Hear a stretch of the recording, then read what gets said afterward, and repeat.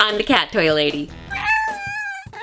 Today's toy is another request. If you've seen my video before of making the turbo track, someone wanted to know if there was a way to make this a multi-level. You may have seen them before in stores where they're shaped kind of like a little pyramid with 2 or 3 layers and the ball that spins around. It's not the easiest to try to use one of these, even though they come in 2 different sizes. The other size, it's a bit too small. A ping pong ball is not going to fit and go around. So I took a trip to the dollar store and let me show you the idea I have come up with. This is what we're making today.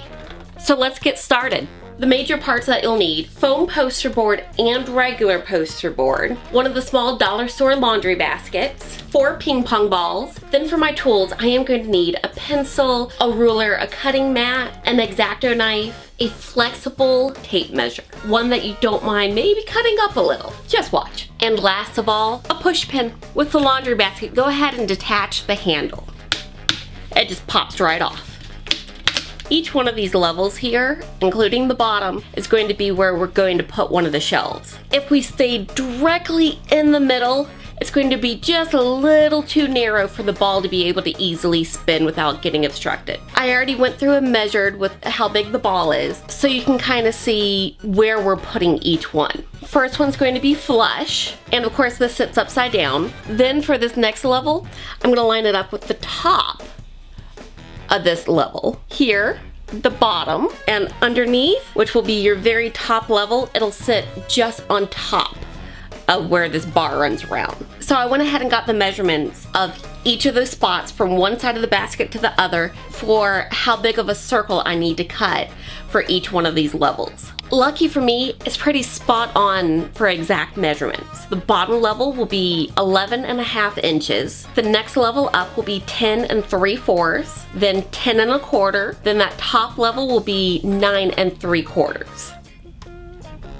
The next step, you can use scissors or wire snips. We're going to snip off the bars that run up and down, making sure not to damage the ones that run side to side. We're going to snip 4 of them, skip 1, snip 4 of them. Depending on your basket, most likely you'll end up with 2 left that are side by side that you leave. Don't snip it. I'll show you. Try to make it when you snip nice and flush and just sand any sharp little points off. Now that we just connected it right here, go back, flip it over, and snip off the top part. Just like that. There you go. You can see right here that we have our group of 4 that has been removed. That's going to be so the cat can reach in and paw and make that ball spin. Now skip and start again. Again, remember to skip here and go on to the next group of 4. And again. So you can see what the bottom layer looks like. So you're going to repeat this on each level, making sure not to snip away your main bar. And yes, you really could probably snip this away too and leave only one, but I'm leaving it just for a little bit of extra support. Everyone knows that cats are going to want to climb on it. It won't hurt. So here I go.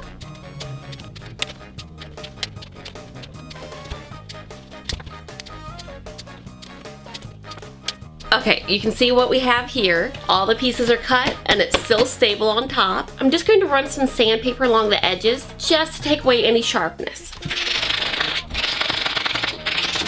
I've got my tape measure. This one is just a junk one, so it's okay if I put holes in it. I'll show you what I mean. At my 1 inch mark, I've made a hole so I can be able to put my pencil lead through. And then I have my push pin for whatever other spot I need for making my circle. I can use it as my anchor spot. And I showed you my measurements earlier. I'm going to use those same measurements to be able to cut out those same size circles in foam board. Once I cut out the circle, I'm actually going to make a second circle on the inside of it 2 inches away from the outer edge. I'll show you. Just watch as I go along. My first circle is 11.5 inches.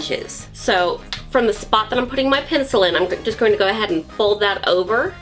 That way I don't count it, and I'm going to measure out 11.5 inches. So basically I've lost the first inch of this tape measure. So I'm going to be going up to 12.5 inches and then finding that halfway point. I'm going to take my push pin and stick it in that fold to get the middle radius. Then I'm going to take that hole that I made for the pencil again and draw out my circle. Just watch. I push the push pin down, and then now I'm going to draw out my circle.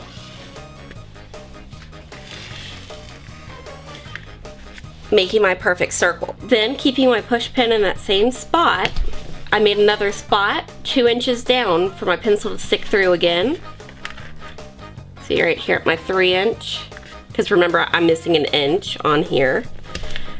And I'm going to go ahead and trace out that circle.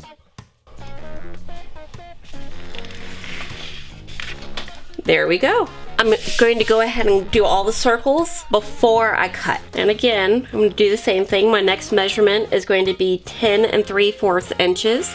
So since this is missing an inch, I'm going up to my 11 3/4, finding the halfway point, sticking my push pin in to the middle of it, and my pencil again. And finding where I can squish this on here and they not bump.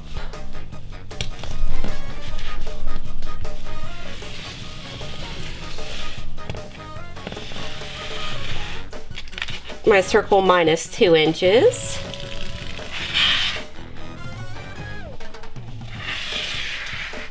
Now my 10 1/4.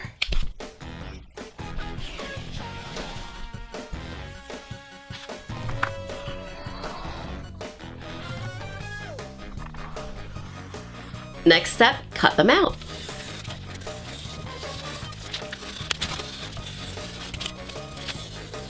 Whoa! Cut the middles out too.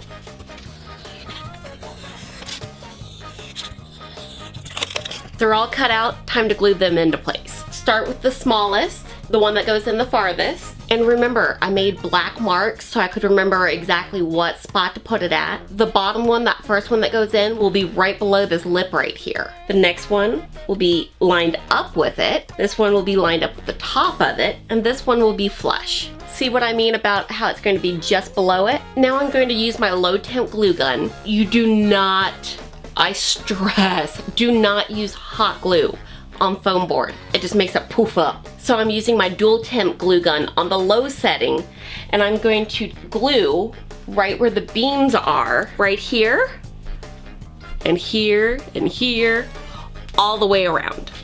That way you won't be able to see the glue from the outside. Let it cool. Now that I know it's in place, I am going to run just a little bit more glue around the edge for security.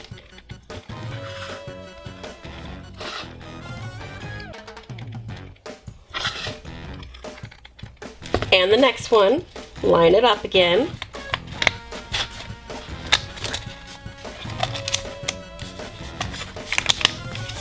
This one, since it has the lip all the way around, you can just go ahead and run your glue instead of having to worry about getting it on the post first.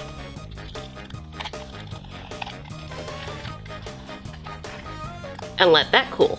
And the next one. This one, because it sits on this top edge, you do not want to try to glue all the way around. There's nothing for it to hold to. So we're just going to do some good glue blobs, connecting the post and the foam board. For the top layer to sit really nice and flush, I shaved down the edge of the lip all the way around, just so it sits at an angle and it can sit nice and snug. Because this one's going to want to shift so much, I'm just going to do a couple little tacks and let them cool. Once I know this won't be able to shift, I'm going to go all the way around the edge. Here we go.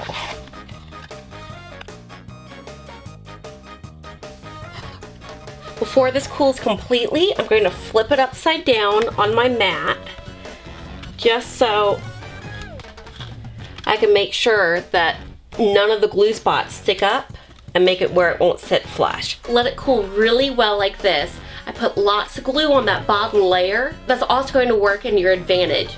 By flipping it over and making sure it's all nice and flat and even, it's going to keep it from wobbling, but it's also going to act like little feet and keep it in place even on slick floor. Once it's really cool, peel it off. This is what we have now. We're going to use regular Posterboard now to make an inner wall. There's two different sides to the poster board, the shiny and the matte. You're going to put the matte side towards the outside, and we're just going to fold it up and set it in.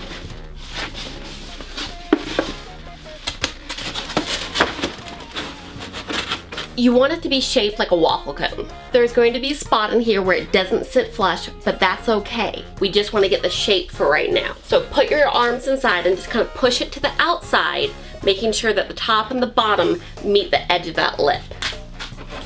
I kind of use my hands to spread it out. Now take some clear tape and tape it into this shape. Just a piece on the inside and the outside. Now you can slide it out.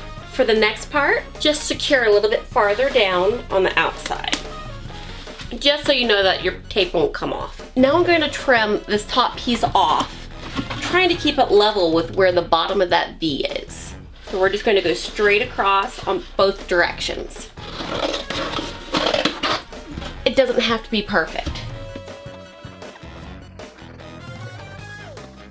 About like that. Now carefully peel off the tape. I am saving the tape because I'm going to reuse it in just a minute once I get this adjusted. There we go. You're going to be sticking it back in, but now you're going to have a flat side to be able to rest on the bottom.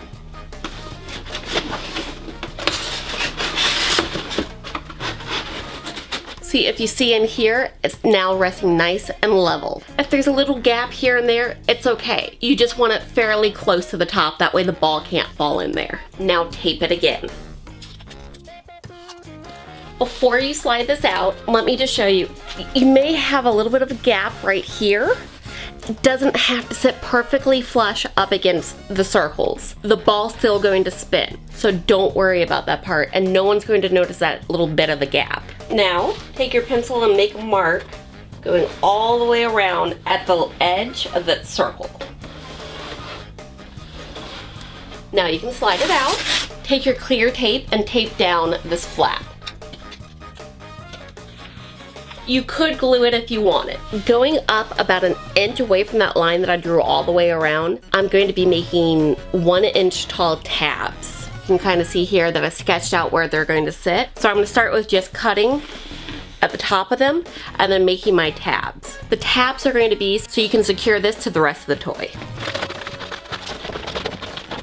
Now I'm going to start cutting the tabs out. I'm basically making feathers all the way around, and they will fold over to be able to be glued like that. So I'm going to stick it back in as far as it will go and go ahead and fold my pieces over all these tabs. Then take your glue and just put little dots underneath each piece. You can do it in little groups where you run a stream of glue and press your pieces into it. You don't want to do too much at a time or your glue is going to cool. And then again, run a line of glue, fold down your pieces one at a time. Since I'm using the low temp glue, I can touch it almost immediately without it burning my fingers. Here we go. Do, do, do, do, do, do.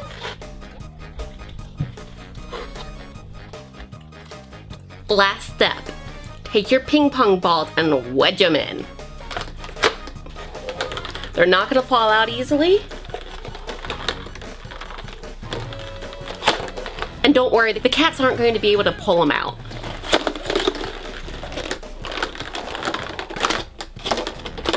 And a cat can bat at it. Yeah. We're done.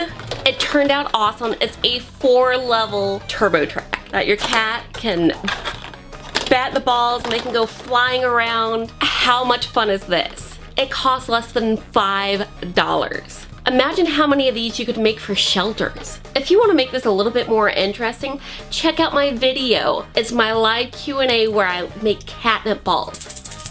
This one rattles. It sticks inside. It's just barely bigger than a ping pong ball. So you can use these instead of regular ping pong balls to really make it fun for the cats. And if you haven't, hit that subscribe button too.